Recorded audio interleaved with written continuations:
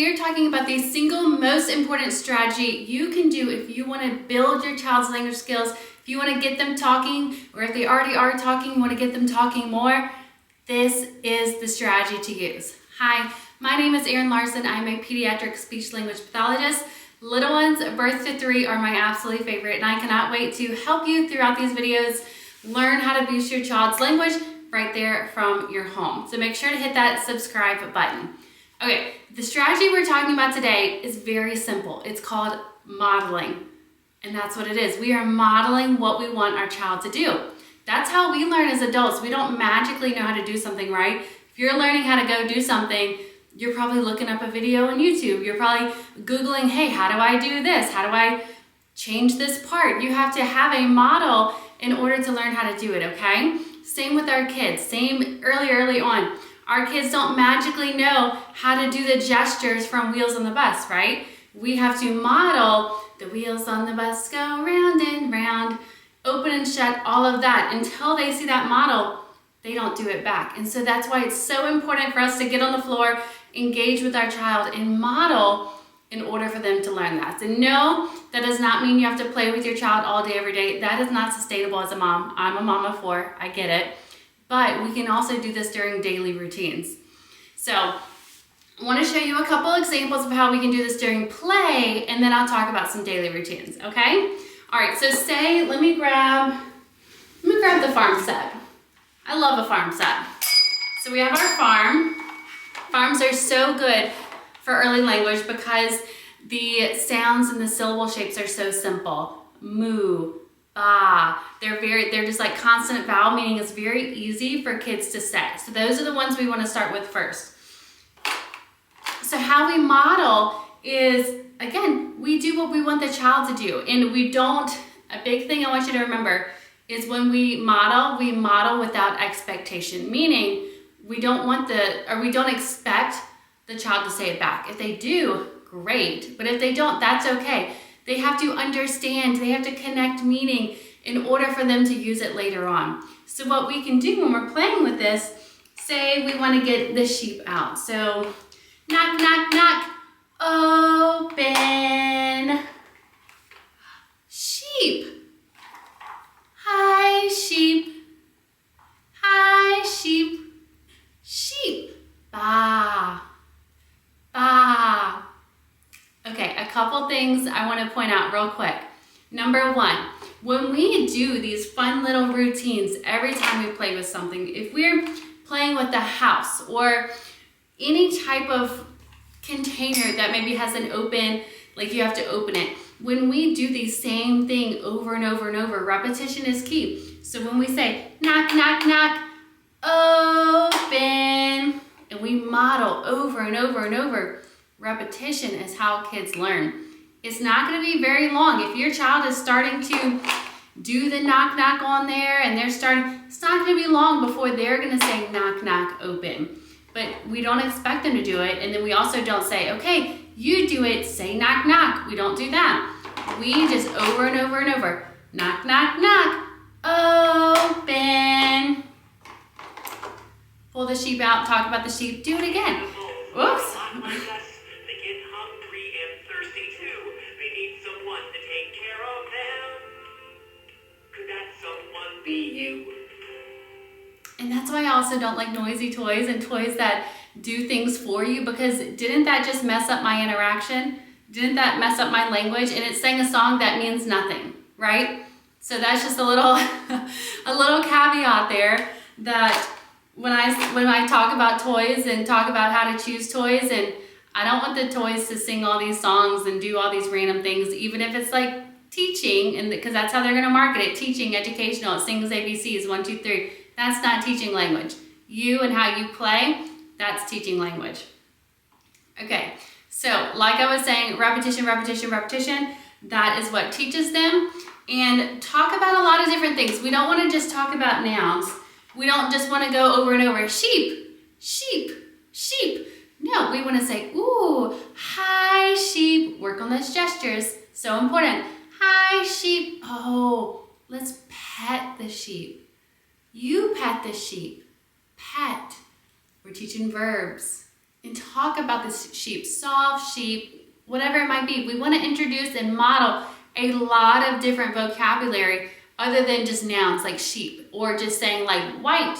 You know, definitely don't quiz. Modeling is not quizzing. I want to point that out too. When you model, you're saying what you want the child to say, but you're never saying, you know, what's this? What color? Say sheep. We want to avoid that because that's quizzing, that's putting pressure, that's putting all these demands on your child when they might not be ready for that. So all we want to do is model. Hi, sheep. You pet the sheep and get them to interact with the sheep. A big thing I want to mention too is, and I'll talk about this in another video, but there's this term called joint attention. And joint attention means shared attention. Think of like a triangle. So your child's right here, you're right here, the sheep is right here. So there's like this triangle, right? And your two eyes need to be on the same object, that shared attention. You are sharing attention on this sheep because that's how they're going to connect meaning to the word. So if they are looking at, maybe they're playing with the bell and you're saying sheep, sheep, sheep, they're not understanding that this is sheep, sheep. You know, they're not understanding that this is sheep because they're looking at the bell. So they're not learning that word. They have to connect meaning to words. So sometimes what I like to do, if you're trying to get their attention, bring the object closer to your mouth. Sheep. Hi, sheep. Ba. And that way their attention is on you, it's on your mouth, it's on the sheep. But we gotta bring that attention to you in order to get that shared attention, what we call joint attention, for that modeling to work. We have to connect meaning because understanding the language comes first before they're able to produce the language. So that's a really big thing to remember. Okay, so that's how we can play with a little farm set. Let me show you in a book. And look, I guess want a farm kit. Here's a book. So very simple book. Remember, if you haven't watched my video on how to engage a child with books, make sure you go watch that. But a big thing when we model with books and when we do books in general, if your child isn't using words yet, we don't need to read the words. You don't need to focus on that. You can just talk about the pictures because at their age, they don't even know what the words say, so it doesn't matter.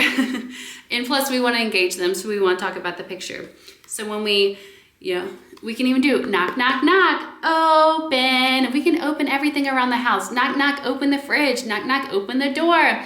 Repetition, repetition, repetition. You're modeling it all the time. It works. Cow, moo. Hi, cow. You can do the same types of things. Hi, cow. Pet the cow. You're modeling. You're not saying a cow says moo and turning the page. No, that's boring. You're going to interact with it. You're going to model. You're going to point. That's a big thing with books in your modeling. We want to point to connect that meaning. Cow. Cow. Moo. Moo. Turn page. Sheep. Ba. Sheep. Hi, sheep.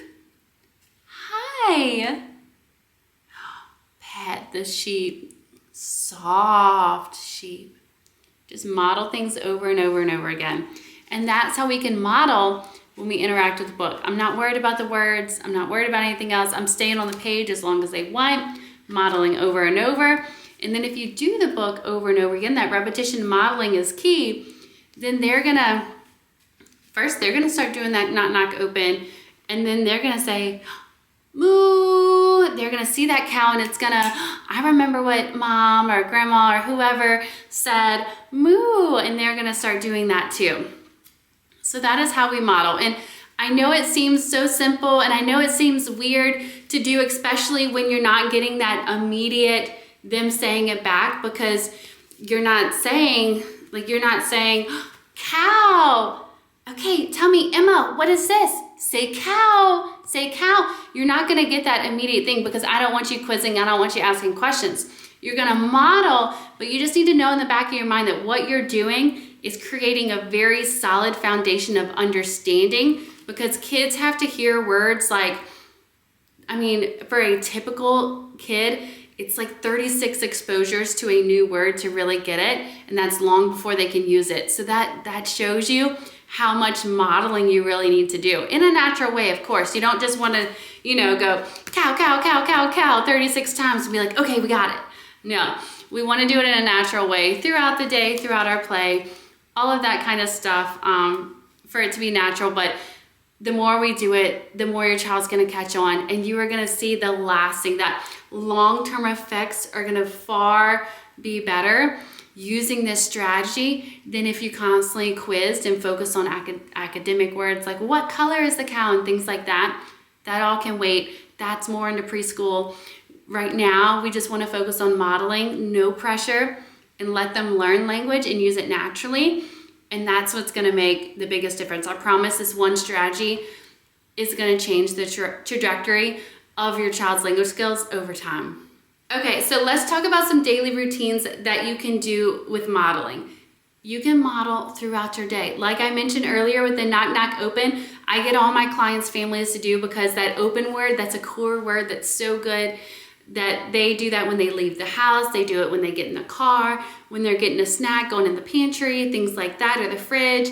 They do knock, knock, open. So that's how you can do it. And it's almost like a little subconscious trigger, like, oh, when we get to a door, we're gonna do this knock, knock, open. And that way you are modeling this thing throughout the day. And don't overdo it. Don't be like, okay, I have to model every single thing throughout the day. No, pick like 1 or 2 words, those core words that you wanna do and model, and stick with it and see that progress, but don't overcomplicate it. Other things you can do is in the bathtub, the water has to turn on, right? Water on,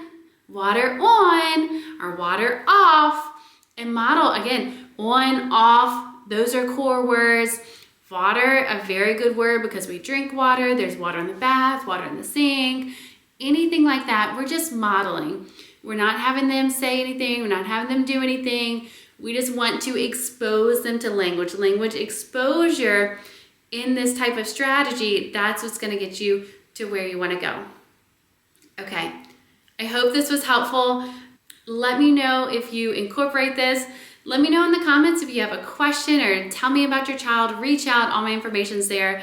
I would love to hear that you are using this strategy or that this shows you how you can play differently with toys, with books, with bath time, anything like that. Let me know in the comments. And please subscribe, follow along, watch all the videos. I will continue to post more about what you can do in your home, within your everyday environment to boost your child's language skills. Thank you, bye.